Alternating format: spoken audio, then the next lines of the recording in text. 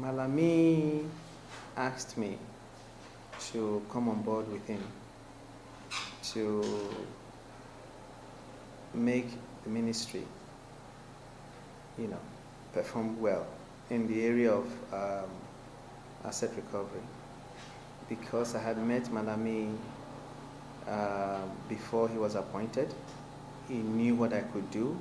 He knew the evidence I had against the FCC and other agencies.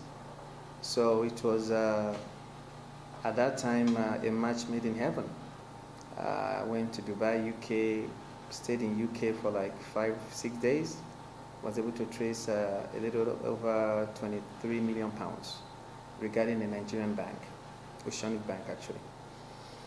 When I came back, I started with the banks in Nigeria.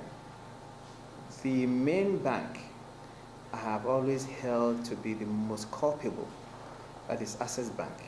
If you followed my petition vis-a-vis allegation against EFCC/Lamode when I went to the Senate last year, I alleged that Access Bank expunged 4-year statement on behalf of EFCC, and that Access Bank is warehousing a lot of monies EFCC failed to remit to the federal government.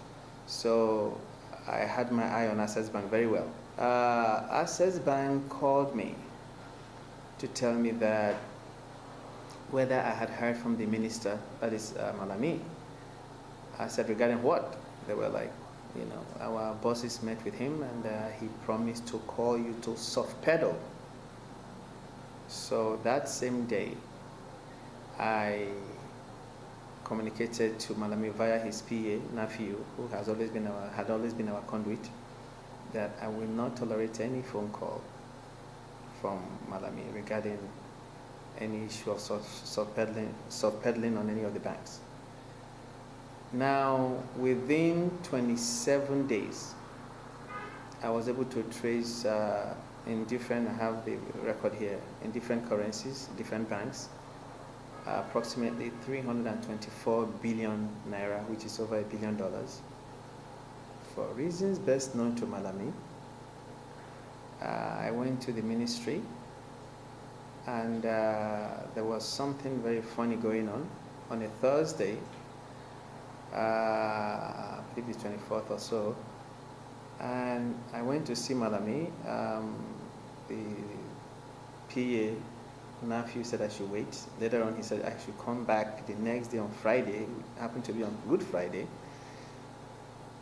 When I left the ministry, I spent 2 hours on the way. I had lunch, blase. I got to the office. I saw a letter of revocation, revoking my engagement. Do Nigerians know that the America they are emulating, the FBIs, the CIAs, go to prison to recruit brains? Does it matter where the information comes from? So, if you are to ask me, that excuse for revocation, that's the reason why he revoked, is laughable. But I'm not going to talk about that. Let the public make their, make their conclusion based on that. Because reason being, I'm not fighting revocation. I don't even want a job. I want what I have done to be recovered, what I've traced to be recovered, period. I can't waste my time talking about revocation or the reason thereof. My gripe, he needs to address the issue of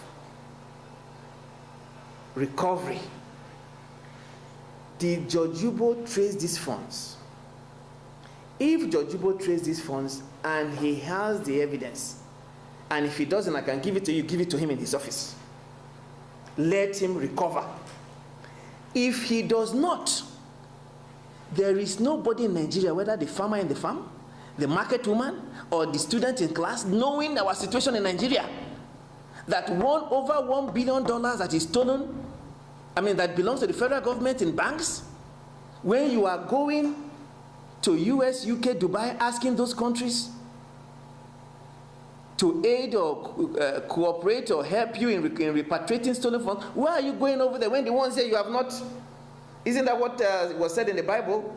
Before you go and see the log in your brother's eye, remove the speck in your own eye first. Remove the one in Nigeria first before you go and talk about the Abacha loot in US. That is my gripe.